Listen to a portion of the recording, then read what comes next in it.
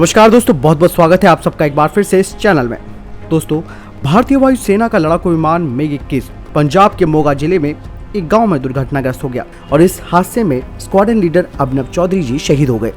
वे महज 29 साल के थे और 2019 में उनकी शादी हुई थी। इस साल का ये पहला हादसा नहीं है। इससे पहले 18 मार्च को मध्य प्रदेश के ग्वालियर में एक MiG-21 बाइसन दुर्घटनाग्रस्त हो गया था, जिसमें भारतीय वायुसेना के ग्रुप कैप्टन आशीष गुप्ता जी शहीद हो गए थे। यानी कि इस साल मिग विमान की वजह से भारत ने अपने 2 वीरों को खो दिया है और साथ ही 2 MiG-21 बाइसन दुर्घटनाग्रस्त हो गए। इसलिए आज हम इस मिग सीरीज के विमान का टेस्ट करने वाले हैं। इन विमानों को हमारे देश में उड़ने वाला ताबूत भी कहा जाता है, यानी कि फ्लाइंग कफिन। ऐसा क्या है, इसीलिए आज आपको ये वीडियो में हम बताने वाले हैं। मिग सीरीज के लड़ाकू विमान पिछले 50 सालों से भारतीय वायुसेना की रीढ़ हैं। भारतीय वायुसेना को वर्ष 1960 से अब तक 850 से अधिक मिग लड़ाकू विमान मिले हैं। इतना ही नहीं, इन विमानों ने 1965 के भारत पाकिस्तान युद्ध, 1971 के युद्ध और 1999 के कारगिल युद्ध में देश के लिए निर्णायक भूमिका निभाई। इन विमानों की उम्र भले ही 50 साल से अधिक हो गई हो, लेकिन आज भी उन्नत MiG-21 विमान आसमान में किसी भी आधुनिक फाइटर विमान को टक्कर दे सकता है। इसका पूरा सबूत दुनिया ने देखा 2019 में, जब भारतीय वायुसेना के विंग कमांडर अभिनंदन वर्धमान ने पाकिस्तान के आधुनिक विमान F-16 को MiG-21 से मार गिराया था। आसान शब्दों में कहे तो मिग सीरीज के इन विमानों की लड़ने की क्षमताएं अभी भी बरकरार हैं और ये बेजोड़ है, लेकिन सुरक्षा के लिहाज से इस विमान का रिकॉर्ड बहुत अच्छा नहीं है और इस श्रृंखला की यानी कि सीरीज के विमानों को हमारे देश में उड़ने वाला ताबूत कहा जाने लगा। 2012 तक भारत के 872 मिग विमानों के बेड़े का लगभग आधा हिस्सा दुर्घटनाग्रस्त हो गया था।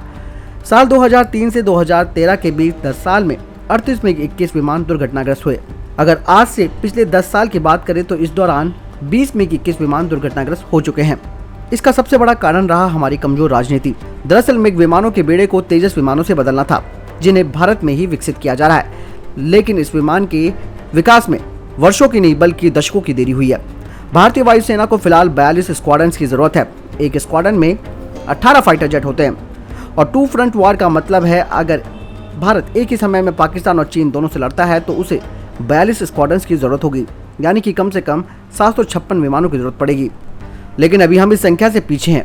इन सभी शर्तों को देखते हुए भारत ने फ्लाई अवे कंडीशन में फ्रांस से राफेल के 2 स्क्वाड्रन खरीदे हैं। फ्लाई अवे कंडीशन का मतलब है कि विमान पूरी तरह से तैयार है और इसका इस्तेमाल तुरंत शुरू हो सकता है। भारत को 36 राफेल विमानों के अलावा जल्द ही 40 तेजस विमान भी मिलने वाले हैं। हालांकि वर्ष 2023 तक भारतीय वायुसेना के पास केवल 29 स्क्वाड्रन ही उपलब्ध होंगी, जबकि 2 फ्रंट के लिए जैसे कि मैंने बताया कि 42 स्क्वाड्रन की जरूरत है।